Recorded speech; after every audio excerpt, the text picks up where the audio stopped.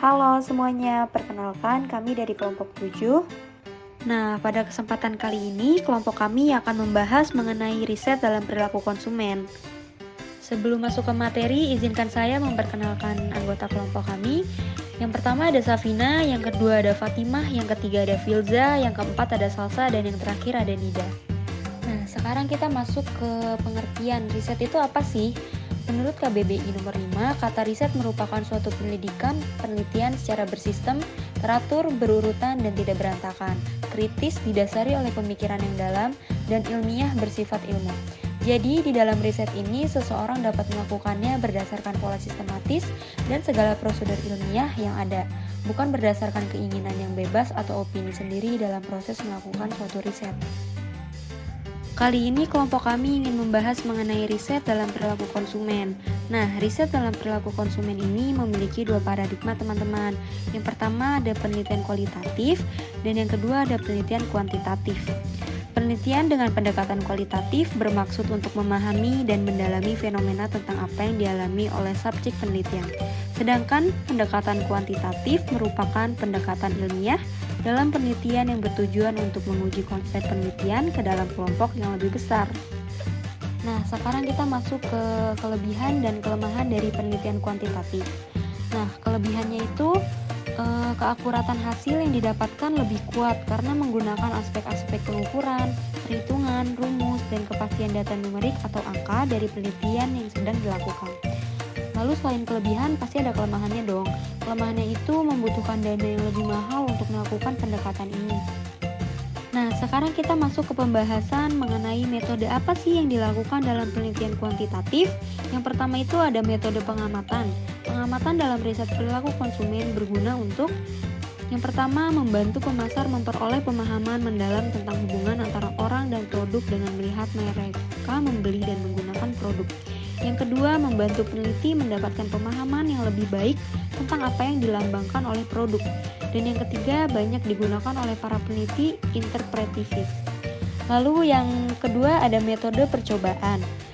Percobaan dalam riset perilaku konsumen dapat digunakan untuk menguji daya tarik penjualan relatif dari banyak jenis variabel. Lalu yang kedua, hanya satu variabel yang dimanipulasi pada satu waktu menjaga elemen lain tetap konstan. Dan yang ketiga dapat dilakukan di laboratorium atau di lapangan. Dan metode yang terakhir ada survei. Survei dalam riset perilaku konsumen dilakukan melalui wawancara pribadi, surat, telepon, maupun secara online. Lalu kita masuk ke penelitian kualitatif. Dalam pendekatan kualitatif, penelitian dapat dilakukan dengan cara yang pertama bisa dilakukan dengan wawancara atau interview. Peneliti dapat melakukan wawancara dengan subjek penelitian. Wawancara yang panjang dan relatif tidak terstruktur yang dirancang untuk mengungkap sikap dan motivasi yang mendasari konsumen.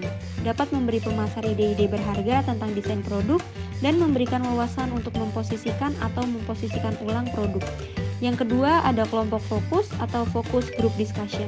Dalam hal ini, peneliti dapat membuat kelompok kecil yang beranggotakan beberapa orang dan mendiskusikan topik, baik secara langsung atau dalam beberapa jenis format online.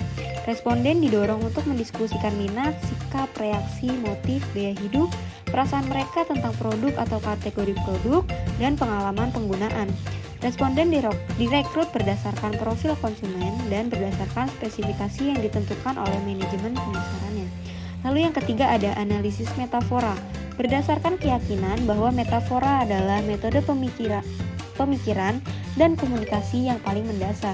Teknik elisitasi metafora Zalcman atau ZMET menggabungkan penelitian kolase dan analisis metafora untuk memunculkan model mental dan tema atau konstruksi utama yang mendorong pemikiran dan perilaku konsumen. Dan yang terakhir ada teknik proyektif. Prosedur penelitian yang dirancang untuk mengidentifikasi perasaan dan motivasi bawah sadar konsumen. Tes ini sering mengharuskan konsumen untuk menafsirkan rangsangan ambigu seperti kalimat yang tidak lengkap, kartun atau noda tinta dikelola oleh pewawancara analisis yang sangat terlatih. Temuan cenderung subjektif dan biasanya tidak dapat digeneralisasikan.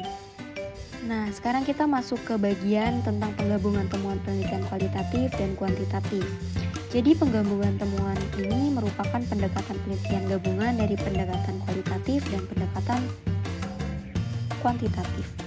Dengan penggabungan temuan penelitian kualitatif dan kuantitatif akan menghasilkan profil perilaku konsumen yang lebih kaya dan lebih kuat daripada pendekatan penelitian yang hanya digunakan sendiri-sendiri.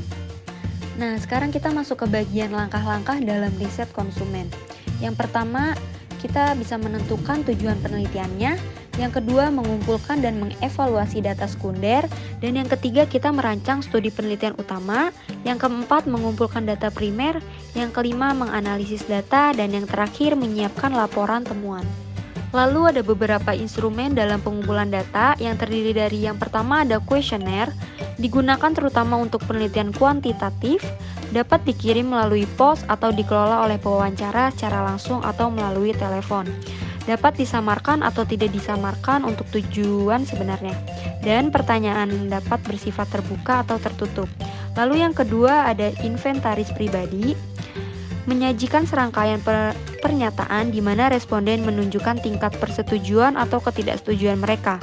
Inventarisasi menyajikan daftar pernyataan, sementara kuesioner mengajukan serangkaian pertanyaan. Lalu yang ketiga ada sikap timbangan atau skala sikap. 3 skala yang paling sering digunakan adalah skala Likert karena mudah bagi peneliti untuk mempersiapkan dan menafsirkan dan juga sederhana bagi konsumen untuk menjawab. Lalu ada skala diferensial semantik karena relatif mudah dibuat dan dikelola. Dan ada skala urutan peringkat di mana subjek mengurutkan item dalam urutan preferensi dan dalam beberapa kriteria. Lalu ada panduan diskusi. Lalu ada metode pengumpulan data kualitatif. Yang pertama ada wawancara mendalam, yang kedua ada fokus group, yang ketiga ada teknik proyektif, dan yang terakhir ada analisis metafora. Nah, sekarang kita masuk ke pembahasan yang terakhir mengenai rencana pengambilan sampel. Jadi dalam rencana pengambilan sampel ini kita harus tahu kita tuh siapa sih yang mau kita survei dan berapa banyak orang yang mau kita wawancara atau kita teliti. Dan yang terakhir, bagaimana caranya memilih mereka. Nah, itu dia beberapa materi atau pembahasan mengenai riset dalam perilaku konsumen yang kelompok kami sampaikan. Semoga dapat memberikan manfaat serta wawasan kepada teman-teman mengenai hal ini ya. Terima kasih semuanya. Bye-bye.